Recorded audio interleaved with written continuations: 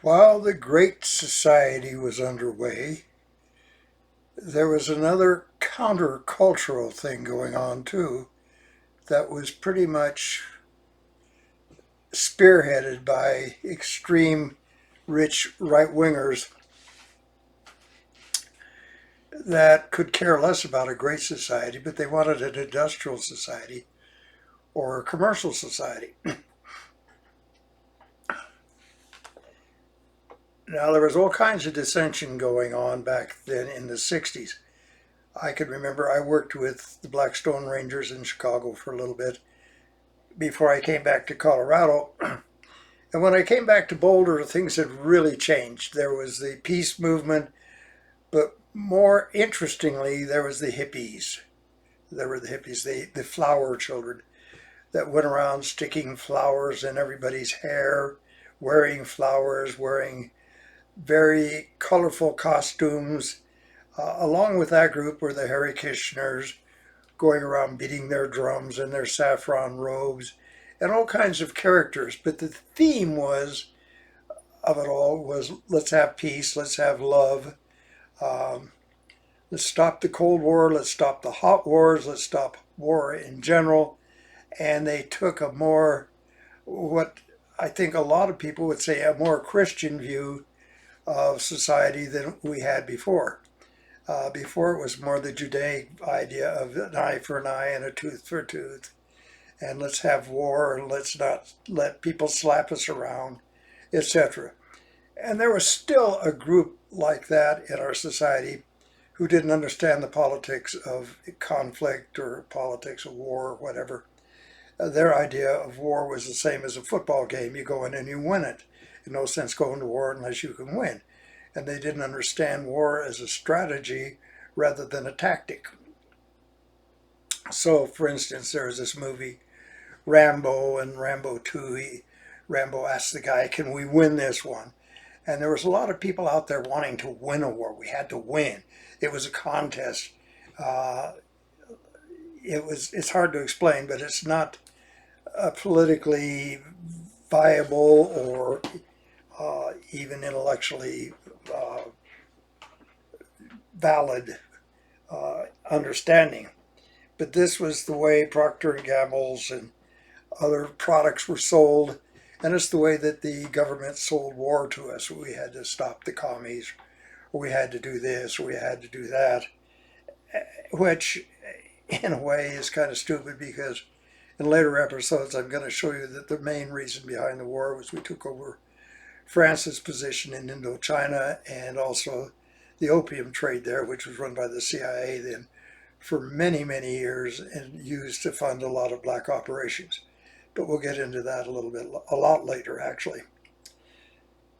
So, a lot of people my father's age that were veterans of the Second World War were very proud. My father was a commander of the VFW for a while, very active there. My younger brother went up to Colorado State University where Major General Walker was and joined the ROC and later enlisted and was a pilot and did all kinds of clandestine stuff. He was one of the original members of Blue Light, was there when they attacked the president of Egypt on the parade grounds, things like this. And there was a big dichotomy there. But he was winner of 2 Distinguished Flying Crosses. He was what you'd probably call a war hero. And he had a big fear of a right-wing takeover, the same as I did. Another thing that occurred at that time, or occurred later, is a friend of mine, Sally Denton, wrote a book about General Smedley, who the big industrial complex put up as a coup replacement for Franklin Roosevelt when they wanted to take him out. So there's always been this undertow of revolutionary right-wingers that, like the Cliveden said, in England wanted revolution, and they wanted essentially neo-Nazi or neo-fascist ideology, pro-corporation, pro-profit, and screw the peasantry type philosophy. Now, there's a deeper reflection there too of ideology that I think we need to discuss. We have a society and we have a law system that was based on ecclesiastic systems way back 2,000 years. And you had two systems paralleling each other. One was the system that we had in England, the common law system. The other one was the Napoleonic Code. And there's big ideological, philosophical, and moral differences between the two.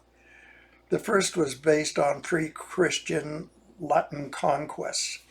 The Romans would go into a country, they didn't give a shit about anything other than taxes and slaves. So they were allowed to develop various local type governments, but they were ruled by the magisters and the administrative system of the Romans. In England, it was a little different because they were conquered by so many people, and a lot of them were tribal, and you had tribal mores and tribal rituals and tribal smaller links. You didn't have a big empire, and it wasn't used to rule an empire. The other thing is there was a big influx of ideological change when missionaries were sent to places like Ireland, England, etc. In the meantime, you had, or prior to that, you had Roman conquest of England, and you had a lot of Roman law there. But Roman law was by then changed or ameliorated a little bit by the advent of Christianity after the 3rd century. So you have to realize that the biggest cultural influence for 10 centuries was the Roman Catholic Church, or the Roman Church probably. And it wasn't until later in the 1600s or so, after Henry VIII, that the Roman Catholicism was thrown out of England, so to speak. And this has influenced a lot in the development of law. But one of the main differences between Roman law and common law is the idea of guilt and the idea of harm. Now, in Roman law, if something happened that wasn't good, the Romans would get upset about it. They'd want to teach a lesson to various people. And if you did something, it didn't matter whether you were good, bad, or ugly, you got punished for it. The Anglo-Saxon law was a little bit different. What they did is they tried to discern what type of person committed the act. So they came up with that concept of intent, which is unique to Anglo-Saxon common law. You had to intend to do an act, and not only did you have to intend to do an act, you had to intend to cause harm. And that was called criminal intent. And there were two types of that intent. There was malum prohibitum and malum prosse. Some acts were bad in themselves, and some acts were bad because some entity, sovereign entity, said they're bad. The punishment schemes for both of those were different. And for something to be malum per se and not malum prohibita, it had to be really bad, and it had to be committed by a bad person. So the jury trial and various trials were invented to determine whether or not a person was a bad person. Thus you could put somebody in a chair and dunk him, and God would determine whether or not he was a good person. And if God determined he was a good person, he could live. There were other trial by combats, various trial by various means. But the purpose of all of these was to determine who was the good person and who was the bad person. and God would always protect the good person. That was part of their legal system. Well, that evolved into jury trials, and jury trials were where certain members of the community determined whether it was a good guy or a bad guy. They had oath swearing and all kinds of stuff that I could probably give 3 or 4 courses on if I wanted to bore everybody. But the main point of all of this is common law, the basis of which is this a good guy or a bad guy? Now, if you look at Napoleonic Code, Roman civil law, whatever you want to call it, the concept is very different. You don't have to be a bad guy. All you got to do is do something bad, and that makes you a criminal. Victor Hugo wrote about it in Les Miserables particularly. You had the hero stole some bread to support his starving nieces and nephews, and they put him in the slammer, and they said he was a bad guy. He was a thief. Under common law necessities of defense, but not under Napoleonic law. So once he was branded a thief, he was always a thief, and the gendarme and magistrate Gilbert persecuted him the rest of his life after he got out of prison. And it went through the concept of what the guy was, what he turned out to be, and what was the underlying source of the personality of the person. Was he a criminal or not? And that was the dilemma. And the dilemma caused Gilbert to jump off a bridge in Paris because he couldn't reconcile what he had seen with what his predilections were. So along with that is also the concept of redemption. And the concept of redemption has always been part of the Christian dogma, which carried over into the common law. So the idea of penitence causing redemption came to this country and was first shown in the concept of penitentiaries. Penitentiaries were not for punishment, but they were designed and thought of and existed for the sake of somebody going into an isolated area or a low population area and doing penitence for his criminal activity or his criminal mind, so that he could reform his mind, so that he could cleanse his soul and things like that. It wasn't at all to punish somebody as such, because punishment was a Napoleonic concept or a Druidic concept. Now that all started to change when, at the turn of the last century, but even then you had very little capital punishment, you had long punishment, you had floggings, things like that. But there was still the concept of redemption and the idea that you can serve a debt to society. So if you go out and rob somebody, you go to the jail and that's your punishment, and it's a debt. You serve your debt to society and you're released. And that went on for decades and centuries. And that concept had been the law until about Nixon. Now, what happened in Nixon? Well, we had a lot of people that were upset because of the protests. We were at war with North Vietnamese and what we thought were their proxies, the Chinese or the Russians or whatever, which a lot of the data was made up, but a lot of people also actually believed. And there was questions about the war. And there was question about whether or not Congress was doing its job. So I remember one time a bunch of students came into my office. They wanted to burn their draft card. They knew they were going to get arrested. They wanted to get arrested because it was their duty to protest the war, etc. And I said, well, that's okay if you guys like the idea of martyrdom. I've never preferred that. I'll represent you, but why don't you do something more effective? And I explained the idea of various law terms.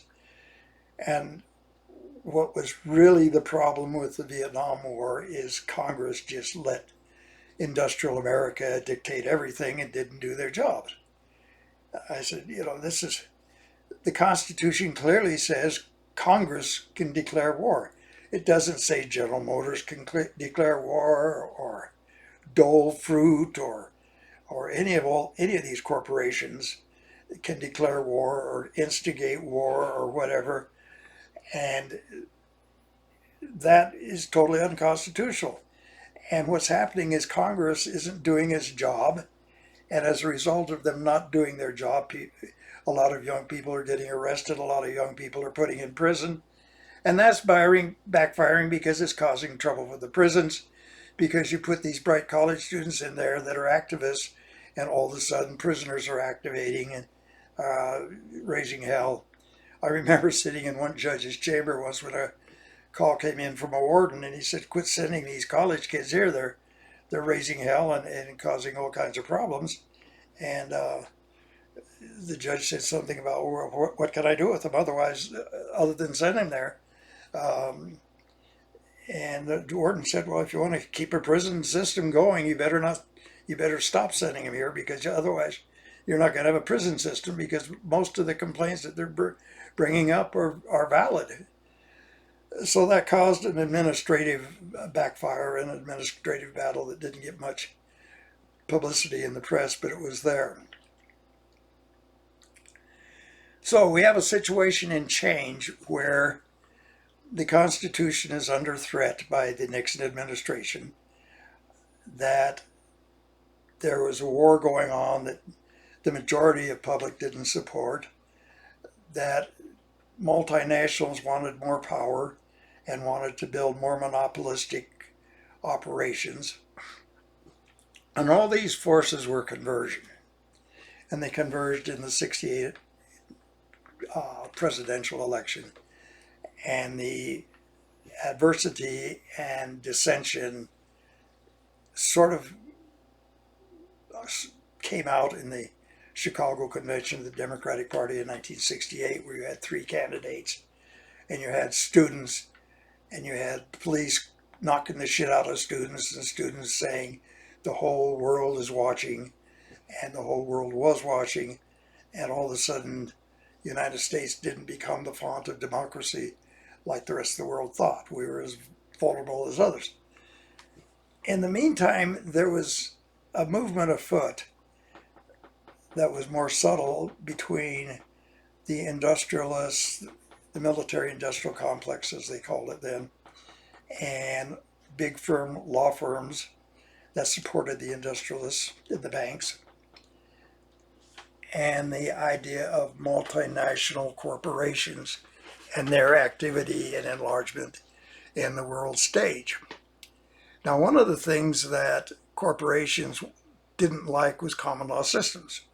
So, for instance, when I first started practicing law, theoretically I could go to Canada, United Kingdom, India, Rhodesia, any United Kingdom common law jurisdiction, and practice law there. And the law would be the same, but the procedure rules would be somewhat different between courts. And some of my colleagues did, like the Bhopal chemical spill in India. They went there, or United States lawyers went there to sign up clients. I did a couple national security cases in Canada, in Ottawa, where the agency involved was the National Security Council, or excuse me, what the hell did they call themselves? Anyways, the translation branch, which was equivalent of NSA here. But I was allowed to represent a client up there in a security matter. So, and I did travel. I handled cases in Mexico. Since I'd done civil rights cases in the South, they grandfathered me on the universal license thing. So I did federal cases in several states. And because of this, I could see the change occurring jurisprudentially throughout the country. It was interesting because the multinationals didn't want to go out and hire a different lawyer for each country in which they wanted to do business. So they formed uniform law committees. They had the Uniform Commercial Code, which handled businesses and business transaction between various states, and then they tried to universalize that. And then they had the Law Institute and other little groups that tried to unify law. And one of the things they tried to do is unify criminal law. But that was hard to do because of the idea that you had to determine whether or not there was a bad guy, and that required intent. So one of the first things that this group did was simplify matters, doing away with the idea of intent. It didn't matter whether you intended to do something or not, whether you intended to cause harm or not. They changed that to what they called general intent, and general intent was defined whether or not you had knowledge that your action could cause harm, or you had knowledge of your action.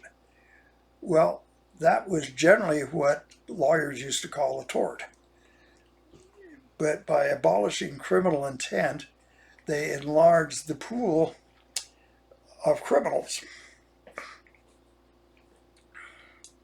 They also made it a lot harder to